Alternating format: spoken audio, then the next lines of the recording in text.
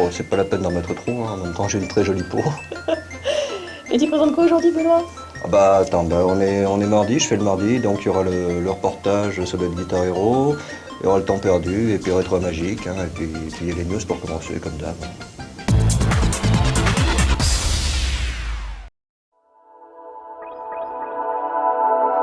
Début juin s'est déroulée à la Cité des Sciences et de l'Industrie de la Villette une journée spéciale dédiée à la création et à la recherche dans le jeu vidéo. Une excellente initiative pour un haut lieu de la science en Europe, qui visiblement s'intéresse de plus en plus aux médias jeux vidéo.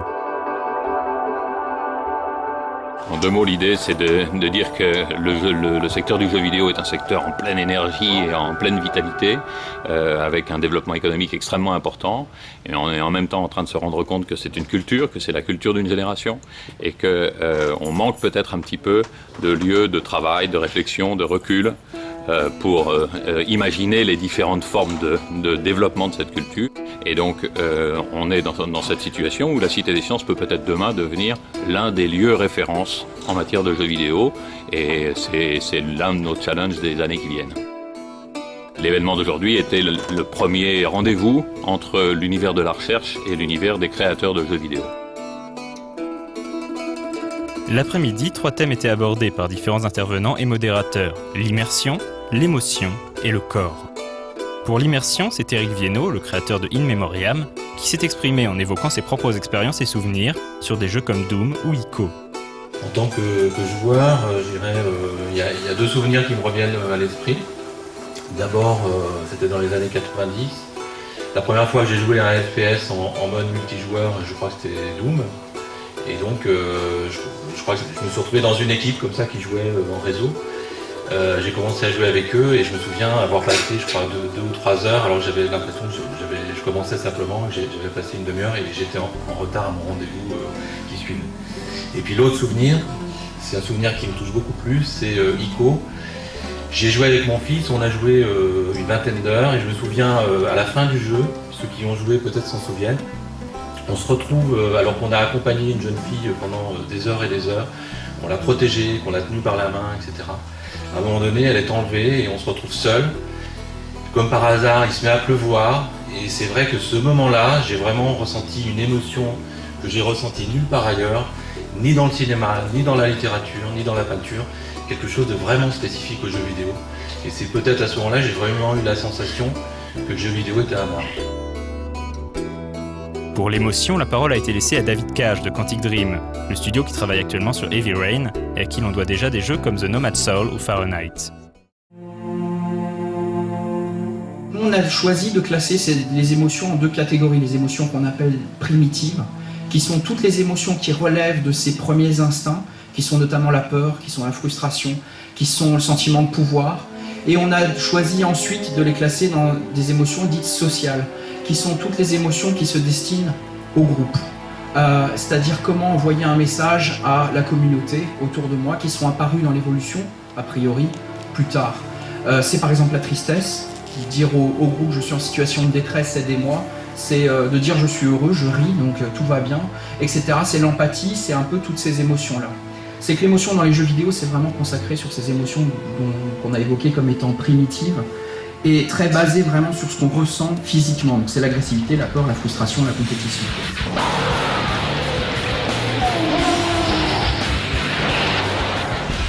Et pourtant il y a des jeux qui y arrivent. Aujourd'hui il y a des jeux qui vont au-delà de ces contraintes-là et qui commencent à inventer ce qui est à mon sens le futur réellement de notre média. On a évoqué Ico tout à l'heure, il y a un autre jeu qui s'appelle Shadow of the Colossus du même créateur.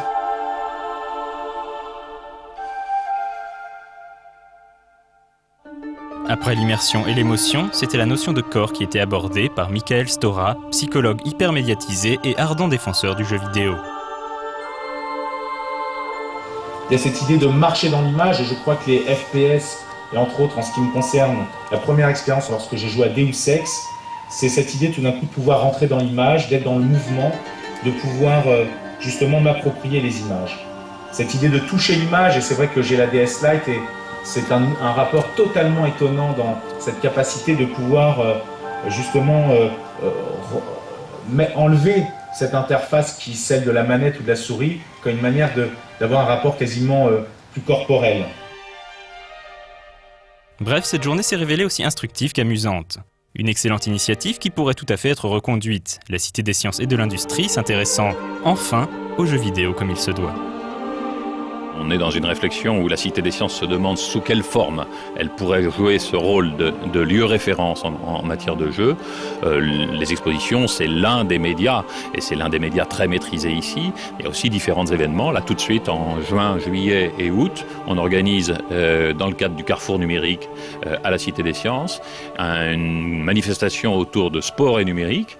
Et il s'agit de montrer en quoi le numérique intervient énormément et de plus en plus dans l'univers du sport, et notamment dans le sport de haut niveau, mais pas seulement, et en quoi le sport est une matière première de jeux vidéo. Tout le monde connaît les grands jeux de tennis et de sport et de football.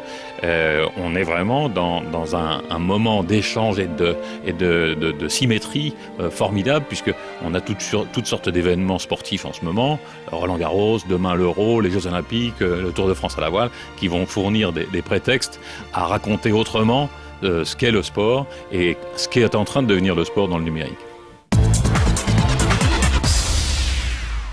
Cette année, le parc d'exposition de Paris-Nord-Villepinte accueillera bien sûr Japan Expo du 3 au 6 juillet. Mais à l'intérieur du festival se prépare une sorte de convention dans la convention, organisée par Ankama. De nombreuses activités seront ainsi organisées sur un stand qui s'étendra sur plus de 1000 m², rien que ça. 1000 m², ça veut dire 100 PC Dofus 2.0, ça veut dire 30 PC Wakfu, ça veut dire 20 PC Dofus Arena avec des tournois, ça veut dire plein de nouveautés, des exclus, du produit dérivé en pagaille, des cadeaux, enfin ça va être énorme. Nous avons retravaillé toute la thématique du stand avec un stand beaucoup plus grand et donc une partie dédiée à Dofus Arena qui va être très travaillée avec un dallage en case, enfin pour respecter l'idée du jeu, avec des présentations sur une télé qui va retransmettre les différentes phases du tournoi en direct avec même des commentateurs pour les finales.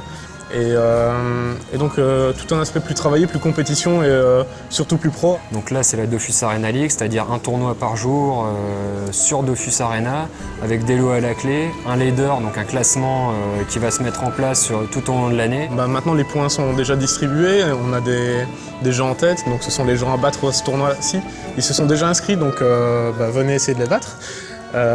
J'espère que ça a donné des beaux matchs et je sais déjà que le niveau sera normalement élevé comme c'est chaque année à Paris en fait à Japan Expo. Au niveau du Wakfu, bien sûr qu'on pourrait jouer sur le salon et on pourra même aller au-delà, dans le sens où on va ouvrir les inscriptions pour la bêta-test ouverte en fait. C'est-à-dire que ce sera plus limité, tout le monde pourra y participer sans aucun souci. L'idée c'est de faire en sorte d'encore agrandir la quantité de gens qui, enfin moi je trouve que c'est déjà pas mal, qui s'est inscrit pour la bêta.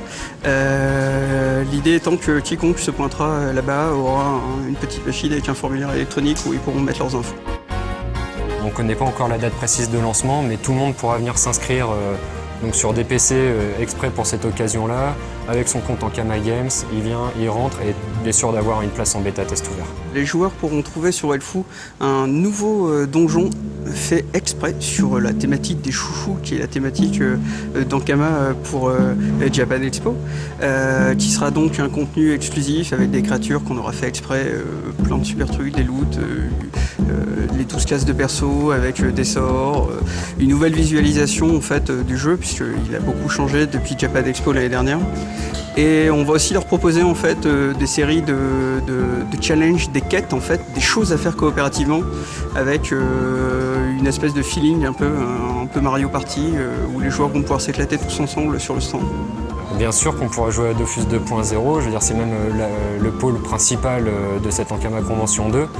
Parce qu'on va s'étaler sur un petit 300 m² avec Dofus 2.0, donc avec de la structure qui va bien, sans PC, donc une démo jouable avec un premier donjon logiquement. Disons que ce qu'on attend de Japan Expo pour Wakfu, c'est que les joueurs puissent vraiment nous donner un ressenti en fait sur un gameplay, puisqu'on va leur fabriquer quelque chose qui va être jouable tout de suite. On a vraiment envie que les joueurs viennent, se fassent complètement poutrer par l'immonde boss qu'on a collé en fin du donjon et nous disent putain c'est où la queue, je vais leur faire une deuxième fois. Si vous êtes un joueur de Dofus Arena, je pense que vous serez vraiment pas déçus. C'est l'événement à pas rater. Il y a de la compétition au niveau, On va arriver avec une infrastructure importante et on a prévu quelques petits événements qui seront vraiment intéressants et je pense qu'il faut vraiment être là. Venez à Japan Expo et surtout ratez pas le stand Ankama Convention 2 parce que ça va tout simplement être énorme. On a prévu à Japan Expo un event spécial pieds de cochon, c'est-à-dire que, attention, la première personne qui me ramènera des pieds de cochon frits, en fait, elle aura ma gratitude éternelle, ce qui est une récompense qui en soi vaut bien des pieds de cochon frits, je pense.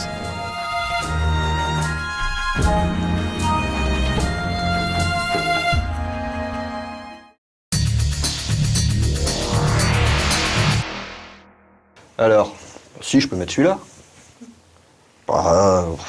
Ouais, c'est vrai qu'il est blanc. Sur le fond blanc, ça marche pas trop. Celui-là, il est noir. On l'a déjà vu. Celui-là, non plus. Celui-là, c'est un cadeau de Fred. Ça, c'est un cadeau de Mélodie. Voilà. Attends, de toute façon, c'est le dernier. Je vais porter celui-là. Hein. Je prendrais bien un petit café, moi.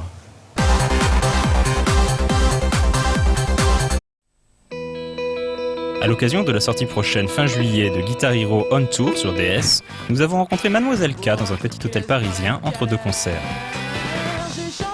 Cet artiste définitivement rock dans ses attitudes et son franc-parler vient de sortir son deuxième album, Jamais la paix, 2 ans après la sortie de Ça me vexe en 2006. Et c'est d'ailleurs la chanson phare de cet album qui a été reprise dans Guitar Hero On Tour. Une demande faite à l'initiative d'Activision qui trouva chez Mademoiselle K l'enthousiasme d'une jeune chanteuse qui a commencé la musique toute gamine en même temps que le jeu vidéo.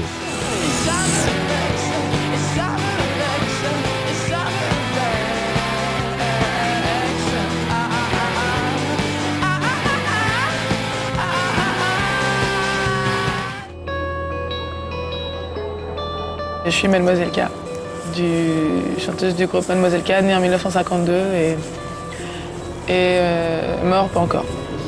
J'ai commencé la musique vers 6 ans et probablement que c'était les jeux électroniques à cette époque-là, ça s'appelait, donc les trucs avec la poule, là, tu balades les œufs d'un endroit à un autre, machin. J'adorais, j'étais accro. Ça devait être la même période, vers peut-être un peu plus, 7-8 ans, quoi. Après, il y a eu la Game Boy, que j'ai beaucoup aimé aussi. Et j'ai vachement joué. Et après, une espèce de gros trou dans ma vie affectif, moral, quelque part, puisque pendant des années, je n'ai pas joué à la console vidéo. En même temps, c'est que j'ai été heureuse aussi sans, hein, quelque part. Non, mais il se trouve qu'en gros, il n'y avait pas de jeu qui m'attirait. Et là, c'est le jeu qui est venu à moi, en fait, parce qu'on m'a proposé de prendre Ça me vexe pour Guitar Hero. Et j'ai dit oui avec grand plaisir, surtout que ma musique n'était pas du tout changée et ça n'aurait pas été, si on avait changé quoi que ce soit ou retapé ou joué en mode synthé, ça n'aurait pas été possible. Donc c'était cool, moi ça m'allait. En plus, on prend ma chanson, en plus il se trouve que c'est un truc européen, donc il y a des gars ailleurs en Europe qui peuvent découvrir ce que je fais. C'est pas négligeable quoi, parce que j'aime bien, on fait déjà ça depuis le début de la tournée, de jouer un peu des jeux ailleurs qu'en France et c'est un truc qui nous tient à cœur. On ne compte plus les artistes qui ont participé au lancement des différentes éditions de Guitar Hero depuis 2005. Mais l'un des plus marquants fut son contest Slash dans Guitar Hero 3 Legends of Rock. En parlant de Slash, je sais que mon guitariste a été un grand fan des Guns. Et c'est marrant parce que quand je jouais sur le Guitar Hero 2, j'ai découvert justement comme ça une chanson des Guns N' Roses. Il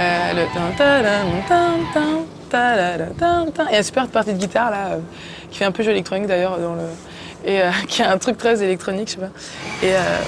Et c'est marrant quoi, moi pour avoir découvert comme ça une chanson, je me disais, t'es directement dans un truc qui dit, tu vois ce que je veux dire, c'est en plus dans un milieu de la musique et tu découvres comme ça d'autres artistes. Et je me dis c'est cool, c'est un gars qui découvre comme moi, j'ai découvert d'autres trucs. C'est marrant quoi. Quand tu kiffes la guitare et que tu découvres cet instrument merveilleux, je confirme, ce n'est pas la guitare. Et c'est bien pour ça qu'il me plaît ce jeu. C'est que justement, il réussit ce truc très fort, c'est que il fait appel à des trucs, il y a des codes un peu, des trucs qui reviennent de la guitare et un peu effectivement, il touche un peu à ce mythe du genre, ouais, plus tu joues bien, plus tu as des concerts, plus tu peux prendre une option qui s'appelle carrière et donc tu donnes ton nom, tu choisis un nom de groupe ou un nom d'artiste et t'es guitariste, voilà, et plus tu gagnes de thunes, plus tu peux t'acheter, là tu peux aller après au magasin et acheter une super guitare, tu peux la customiser, et plus t'as de thunes, plus tu la customises, plus tu peux acheter une deuxième et troisième guitare, tu t'achètes une sangle, machin, tu te refais une tenue, tu te refais la... Voilà, donc Il y a un truc qui reprend ça en même temps que quand tu joues très concrètement, non, ce n'est pas la guitare. Et c'est bien pour ça que j'aime bien ce jeu. Parce que si ça avait été trop genre... en gros, on aurait pu faire voilà, une vraie guitare. Vraiment, tu joues et une espèce de capteur et tout qui dit voilà, t'as joué bien ou pas bien. Mais ça aurait été chiant comme la mort, quoi. Ce qui est bien, c'est que c'est vraiment un jeu, que c'est vraiment ludique. Et que, tu vois, même les petits boutons, c'est un truc, justement, moi qui ai fait des vieux jeux et tout, enfin, qui ai fait des jeux d'il y a longtemps, des jeux à une autre époque, et ben ça rappelle aussi un peu ça. Et c'est bien pour ça que ça me plaît, quoi. Chaque instrumentiste, tu demanderas à n'importe quel instrumentiste qui travaille vraiment beaucoup son instrument, enfin qui est instrumentiste, donc qui vit de son instrument, qui vit avec, il y a un rapport physique très fort avec, et tu joues avec ça, et en plus c'est...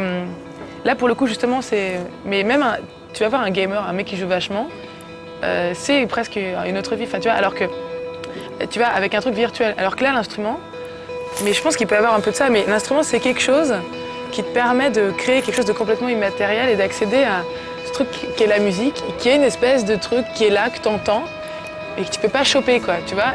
Et en même temps, donc c'est comme une espèce de médiateur entre un truc physique réel et quelque chose de complètement abstrait, tu vois. Et là tu peux regarder en rien. Par exemple, quelqu'un qui va déchirer la guitare Hero, qui va passer la guitare, je pense qu'il va être hyper frustré au début, il va être là, ah putain c'est dur, et il risque d'arrêter très vite, quoi. Parce que le jeu vidéo, il y a quand même un truc très rapide, et tu vois, même s'il y a une petite difficulté à la base, c'est quand même pas dur, quoi, tu vois. La guitare, l'instrument, c'est autre chose, quoi, parce que c'est pas que un truc technique, c'est en plus faire de la musique. Et la musique, c'est pas bling bling, c'est écouter ce que tu fais, c'est avoir une certaine... c'est un truc qui se pense, quoi.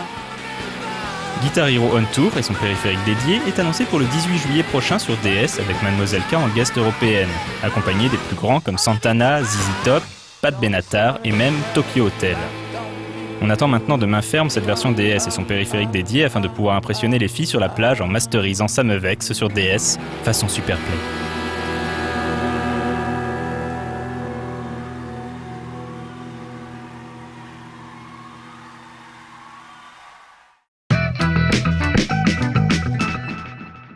Mais pourquoi tu veux que je te fasse ça? Bah en fait c'est par rapport à mon image, tu sais, j'ai les cheveux trop drus sinon ils poussent trop, et puis j'ai commencé, je suis le Benoît sympathique qui perd ses cheveux, alors je peux pas me permettre d'arriver avec une tignasse. Ouais vas-y, là, et de l'autre côté un petit peu, ouais, c'est bon, j'ai toujours pas eu mon petit café.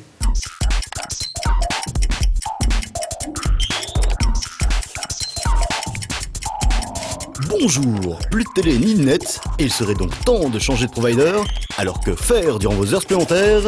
Bienvenue dans Temps perdu. Il y a fort longtemps dans une galaxie lointaine, très lointaine, à droite puis à gauche, et enfin l'escalier devant vous. Une émission intitulée BD Blogueur nous faisait découvrir les meilleurs dessinateurs de la toile française.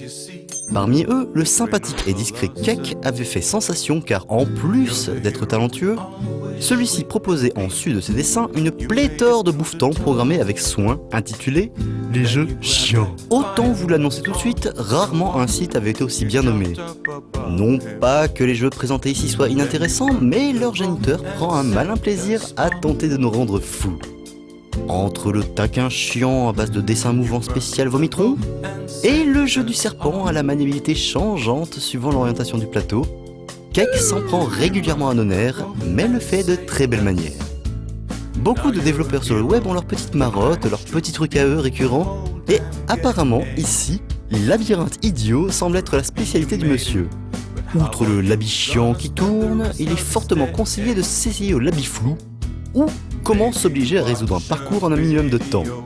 En effet, plus vous hésitez, et attendez avant de progresser, plus le dessin devient flou et donc particulièrement difficile à résoudre. Encore plus vicieux, il faut dans l'habit bouge guider une petite araignée vers la sortie. Malheureusement, seule une petite fenêtre s'ouvre et ne dévoilera le chemin qu'en se déplaçant sur votre écran. C'est un brin frustrant, mais assez rigolo pour relever le défi. Enfin, Reflex ne vous demande pas vraiment de trouver le trajet, mais plutôt de réussir à le prendre. En effet, tout le décor est en mouvement et il faut rapidement se déplacer si on ne veut pas être écrasé.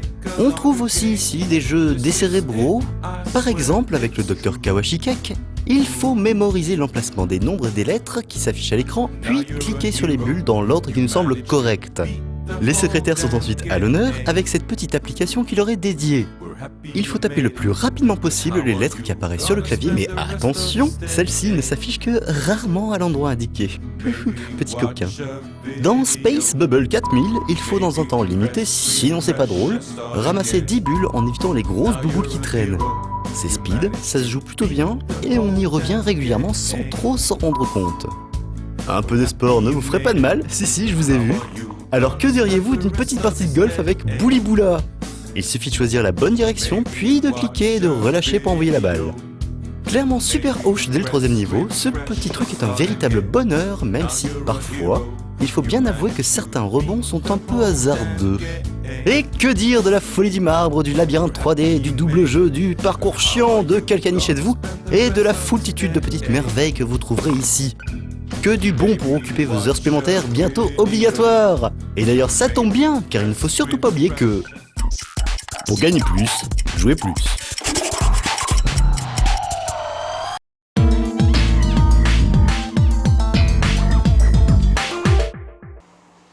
Benoît, tu viens, on va manger. Non, là, on va commencer, là, je finis de réviser, je prends un petit café, puis Alex va arriver. Et... ça va être bon, hein. Ouais. L'estomac noué, plus rien avaler. Ok, comme tu veux. Je vais aller faire pipi quand même, puis reprendre un petit café.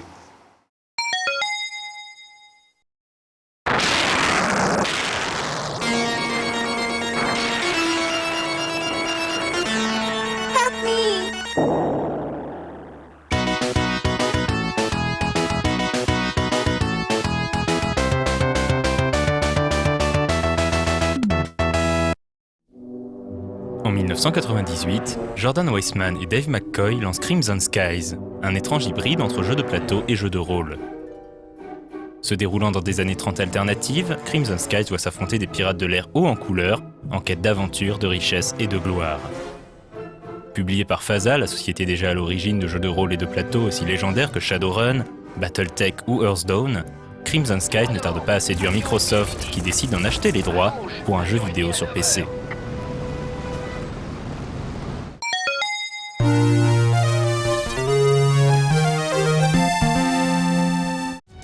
Tout d'abord, il faut préciser que lors des saisies de ces images, nous avons rencontré un bug graphique sur l'affichage de certains textes à l'écran.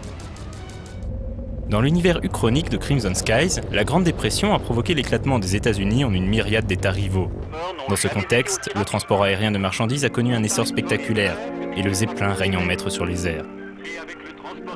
Mais c'est aussi l'ère de pirates d'un nouveau genre, comme Jonathan Gengis Khan ou la belle Cygne Noire, pillant les routes commerciales à bord de leurs avions armés jusqu'aux ailerons. Face à eux, des escadrons d'as, menés par des héros comme Paladin Blake ou Charlie Steele. Entre l'ombre et la lumière, le joueur se glisse dans le blazer en cuir de Nathan Zachary, chef de la bande des Fortune Hunters. Entre Han Solo, Indiana Jones et Albator, Zachary est techniquement un pirate, mais surtout un aventurier au cœur d'or. Ce qui commence comme une simple chasse au trésor va rapidement se transformer en aventure épique, opposant les Fortune Hunters aux terribles Black Hats, des pirates sanguinaires aux dessins malfaisants, ainsi qu'à la Sacred Trust, une milice corporatiste bien décidée à se débarrasser de Zachary.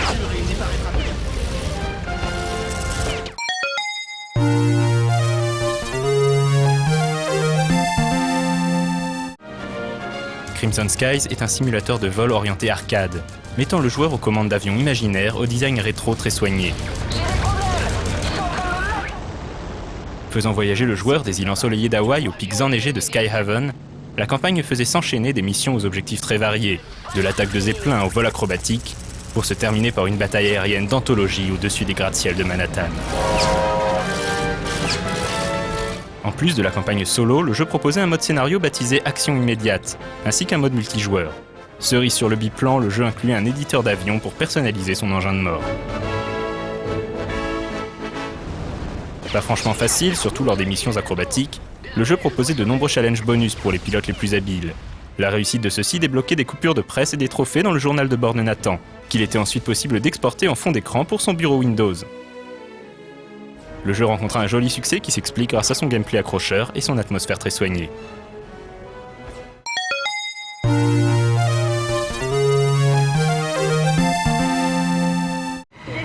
Crimson Skies connut une suite sur Xbox intitulée Crimson Skies: I Road to Revenge. Considéré comme l'un des tout meilleurs jeux de la console de Microsoft, ce nouvel épisode des aventures de Nathan Zacharie proposait une architecture plus ouverte, renouant avec le côté RPG du jeu de plateau original. Les aventures des Fortune Hunters s'arrêtèrent là, mais connurent un héritier spirituel au cinéma en 2004 avec le film Sky Captain and the World of Tomorrow, qui s'inspire énormément de l'ambiance et du design de Crimson Skies. J'ai le moteur en feu!